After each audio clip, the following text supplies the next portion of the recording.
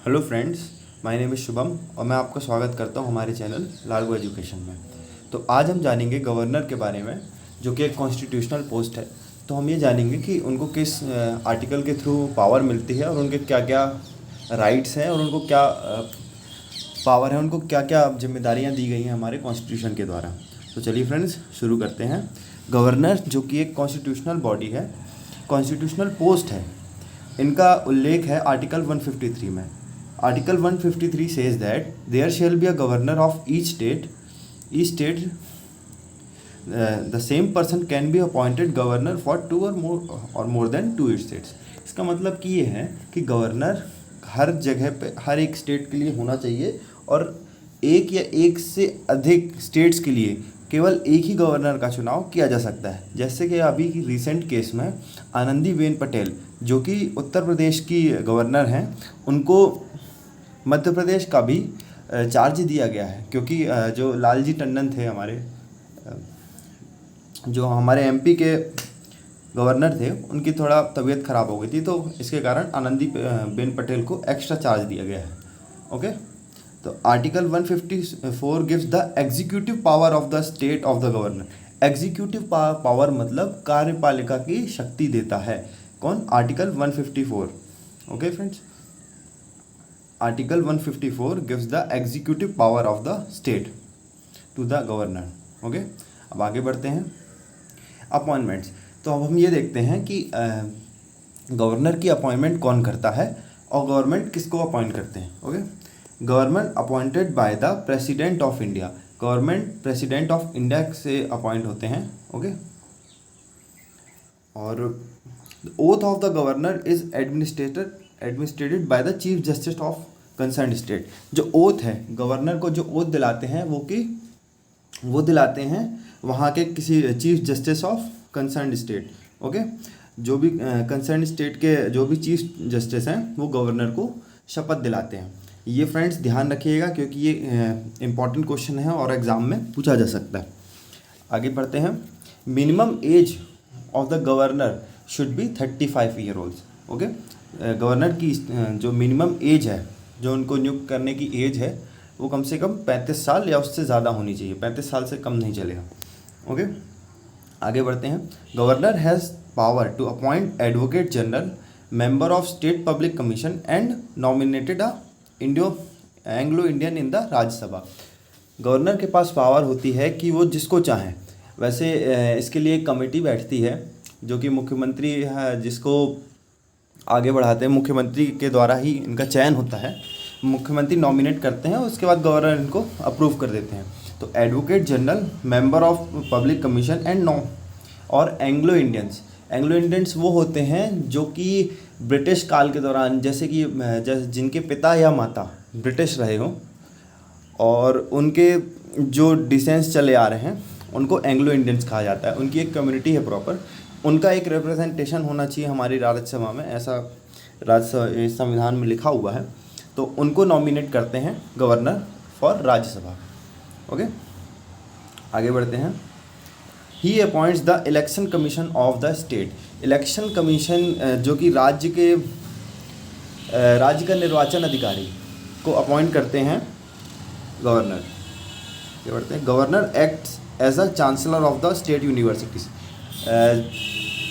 Chancellor का मतलब होता है कि यूनिवर्सिटी का सबसे टॉप अधिकारी, उसको चांसलर कहते हैं। तो वो गवर्नर ही होता है। गवर्नर अपने नीचे अपॉइंट करते हैं वाइस चांसलर। जैसे हमारे यहाँ पे RGPV यूनिवर्सिटी है, तो उसके वाइस चांसलर कोई और होंगे, लेकिन मेन चांसलर जो होंगे, हेड चांसलर, उनको वो गवर्नर ही होते हैं। ओके, आगे बढ़ते हैं।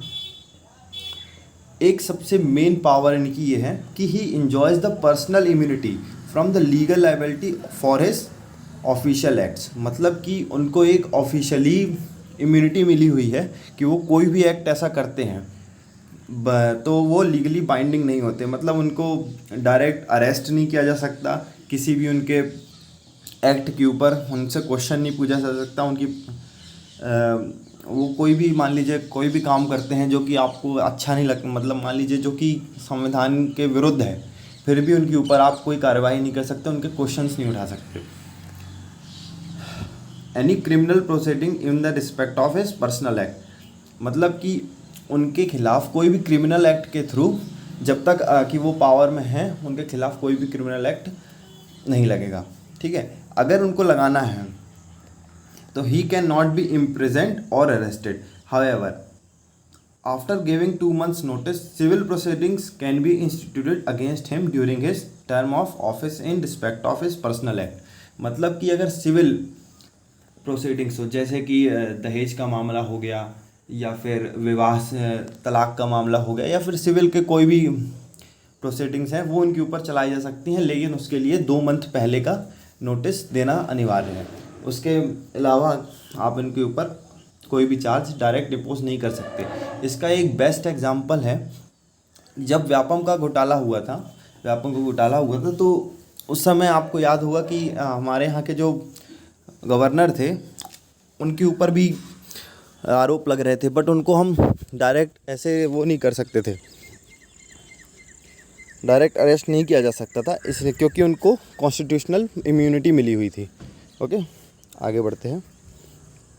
अब देखते हैं हमारे इंडियन स्टेट्स और उनकी कैपिटल और चीफ मिनिस्टर और गवर्नर उनके कंसर्न स्टेट्स के। चलिए स्टार्ट करते हैं। सबसे पहले स्टार्ट करते हैं आंध्र प्रदेश से। तो आंध्र प्रदेश की राजधानी है, देखिए फ्रेंड्स, इसमें मैंने कैपिटल, गवर्नर और उनके चीफ मिनिस्टर कवर किए हैं। ये किसी भी सी ग्रेड और डी ग्रेड एग्ज़ाम के लिए बहुत फ़ायदेमंद है, एक डायरेक्ट क्वेश्चन इनमें से आ सकता है, तो प्लीज़ इनका स्क्रीनशॉट लेके रख लीजिएगा। आपके कंसर्न स्टेट्स के अगर एग्ज़ाम है उसमें भी डायरेक्ट ये क्वेश्चंस पूछे जा सकते हैं, तो प्लीज़ ध्यान रखिएगा इनको। तो स्टार्ट करते हैं। आंध्र प्रदेश की राजधानी है अमरावती, ओके, जो कि अभी बन रही है, अंडर कंस्ट्रक्शन में है। उनके गवर्नर हैं विश्वाभूषण हरिचंदन और उनके चीफ मिनिस्टर हैं वाई.एस. जगनमोहन रेड्डी। ओके, अरुणाचल प्रदेश जिसकी राजधानी है ईटानगर।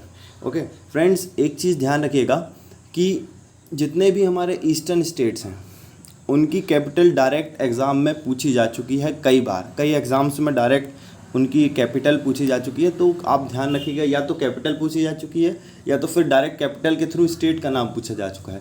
कि मतलब अगर ईटानगर किसी स्टेट की है कैपिटल तो वो किस स्टेट की है, ये डायरेक्ट ऐसे क्वेश्चन पूछे जा चुके हैं। तो इनका भी ध्यान रखिएगा, क्योंकि नॉर्थ के लोगों को और साउथ के लोगों को बहुत ही कम नॉलेज होता है इसके बारे में, तो इनका ध्यान रखिएगा। तो अरुणाचल प्रदेश की कैपिटल है ईटानगर और वहाँ के गवर्नर हैं ब्रिगेडियर बी.डी. मिश्रा, जो कि रिटायर्ड हो चुके हैं, और चीफ मिनिस्टर हैं प्रेरणा खांडू। आगे देखते हैं असम। असम की कैपिटल है दिसपुर और उनके गवर्नर हैं जगदीश मुखी। चीफ मिनिस्टर हैं सर्बानंदन सोनोवाल। बिहार की कैपिटल तो सभी को पता होगी, पटना, और उनके गवर्नर हैं फग्गू चौहान और चीफ मिनिस्टर हैं नीतीश कुमार। छत्तीसगढ़ स्टेट के कैपिटल है नया रायपुर, गवर्नर है अनुसुईया उइके और चीफ मिनिस्टर है भूपेश बघेल। कैपिटल यहाँ पे छत्तीसगढ़ की 2 लिखी हुई है, नया रायपुर और बिलासपुर। नया रायपुर और बिलासपुर दोनों ही मतलब टू कैपिटल के रूप में कार्य करते हैं। ओके, आगे बढ़ते हैं। गोवा की कैपिटल है पणजी। इनके गवर्नर हैं सत्यपाल मलिक और चीफ मिनिस्टर हैं प्रमोद सावंत। सत्यपाल मलिक आपको याद होगा, जब 370 धारा हटी थी तब जम्मू एंड कश्मीर के भी वहाँ पे राज्यपाल बनाए गए थे। तो ये ध्यान रखिएगा, काफ़ी इंपॉर्टेंट न्यूज़ है। अब ये बदलकर गोवा के हो चुके हैं। आगे देखते हैं गुजरात की कैपिटल है गांधीनगर। सभी लोग उसको अहमदाबाद या फिर और कोई मतलब सूरत समझते हैं, बट उसकी कैपिटल है गांधीनगर।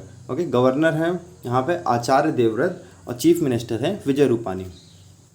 हरियाणा स्टेट की कैपिटल है चंडीगढ़। चंडीगढ़ देखिए हरियाणा की भी कैपिटल है, ठीक है, पंजाब की भी कैपिटल है और चंडीगढ़ खुद भी एक यूटी है। तो चंडीगढ़ बहुत ही इंपॉर्टेंट सिटी है इंडिया की, तो ठीक है, इसका ध्यान रखिएगा फ्रेंड्स, और बहुत ही ब्यूटीफुल सिटी है, आप एक बार ज़रूर विज़िट कीजिएगा वहाँ पे। आगे देखते हैं सत्येंद्र नारायण उनके गवर्नर हैं और मोहन लाल खट्टर उनके चीफ मिनिस्टर हैं। हिमाचल प्रदेश की कैपिटल है शिमला, गवर्नर हैं बंदरू दत्तात्रेय और चीफ मिनिस्टर हैं जयराम ठाकुर। झारखंड की कैपिटल है रांची और उनके गवर्नर हैं द्रौपदी मुर्मू। चीफ मिनिस्टर हैं हेमंत सोरेन। कर्नाटका के हैं, कर्नाटका की कैपिटल है बेंगलुरु। गवर्नर हैं वाजूभाई रुदाभाई वाला, माफ़ कीजिएगा फ्रेंड्स। और चीफ मिनिस्टर हैं BS येदियुरप्पा। केरला की कैपिटल है तिरुवनंतपुरम और गवर्नर हैं उनके आरिफ मोहम्मद खान। चीफ मिनिस्टर हैं पिनेरई विजयन। आगे बढ़ते हैं। मध्य प्रदेश की कैपिटल है भोपाल और गवर्नर हैं आनंदीबेन पटेल। ये आनंदीबेन पटेल को इनको चार्ज दिया गया है, किसका? इसके पहले थे लालजी टंडन, लेकिन उनकी तबीयत ख़राब थी इसलिए उनको चार्ज दिया गया है। और यहाँ के चीफ मिनिस्टर अभी 2 महीने पहले ही चेंज हुए हैं, शिवराज सिंह चौहान। महाराष्ट्र की कैपिटल है मुंबई, सभी को पता है। और गवर्नर हैं भगत सिंह कोशिरवस। चीफ मिनिस्टर हैं उद्धव ठाकरे। मणिपुर की कैपिटल है इम्फाल। गवर्नर हैं निजमा हेपतुल्ला। चीफ मिनिस्टर हैं N बीरेन सिंह। मेघालय की कैपिटल है शिलोंग और गवर्नर हैं RN रवि और चीफ मिनिस्टर हैं कोनान कोंगल संगमा। मिज़ोरम की कैपिटल है आइजवाल, इनके गवर्नर हैं PS श्रीधरन पिल्लई और चीफ मिनिस्टर हैं जोरामथंगा, माफ़ कीजिएगा। और नागालैंड की कैपिटल है कोहिमा, इनके गवर्नर हैं RN रवि और चीफ मिनिस्टर हैं नेफ्यू रियो। पंजाब की कैपिटल वंस अगेन चंडीगढ़ है। गवर्नर हैं VP सिंह बदरौन और चीफ मिनिस्टर हैं कैप्टन अमरिंदर सिंह। ये काफ़ी न्यूज़ में रहते हैं फ्रेंड्स, इनको ध्यान रखिएगा। राजस्थान की है कैपिटल जयपुर। गवर्नर हैं कलराज मिश्रा और चीफ मिनिस्टर हैं अशोक गहलोत। सिक्किम स्टेट की कैपिटल है गंगटोक। गवर्नर हैं गंगा प्रसाद और चीफ मिनिस्टर हैं प्रेम सिंह तमंग। तमिलनाडु की है चेन्नई कैपिटल और इनके गवर्नर हैं बनवारी लाल पुरोहित और चीफ मिनिस्टर हैं एड्डापड़ी के पलानास्वामी। तेलंगाना की कैपिटल है हैदराबाद और इनके गवर्नर हैं डॉक्टर तमल्ली साई संदुराजन और चीफ मिनिस्टर हैं के चंद्रशेखर राव। त्रिपुरा स्टेट की कैपिटल है अगरतला। गवर्नर हैं रमेश बैस और चीफ मिनिस्टर हैं बिप्लब कुमार देव। ये काफ़ी न्यूज़ में थे जब ये सिलेक्ट होके आए थे, क्योंकि ये काफ़ी मेरे को one of the most youngest chief minister हैं, तो इनका ध्यान रखिएगा, काफ़ी न्यूज़ में थे पहले। और उत्तराखंड की कैपिटल है देहरादून। गवर्नर हैं बेबी रानी मौर्य और चीफ मिनिस्टर हैं त्रिवेंद्र सिंह रावत। वेस्ट बंगाल की कैपिटल है कोलकाता, वेरी ब्यूटीफुल सिटी, और गवर्नर हैं जगदीप धनखड़ और चीफ मिनिस्टर हम सबकी प्यारी दीदी ममता बनर्जी। तो फ्रेंड्स, आज के लिए बस इतना ही। अगर आपको ये वीडियो पसंद आया हो तो लाइक कीजिएगा, शेयर कीजिएगा, कमेंट कीजिएगा और चैनल को सब्सक्राइब जरूर कीजिएगा और उस घंटे के बटन को दबाना ना भूलिएगा। जय हिंद, गुड लक।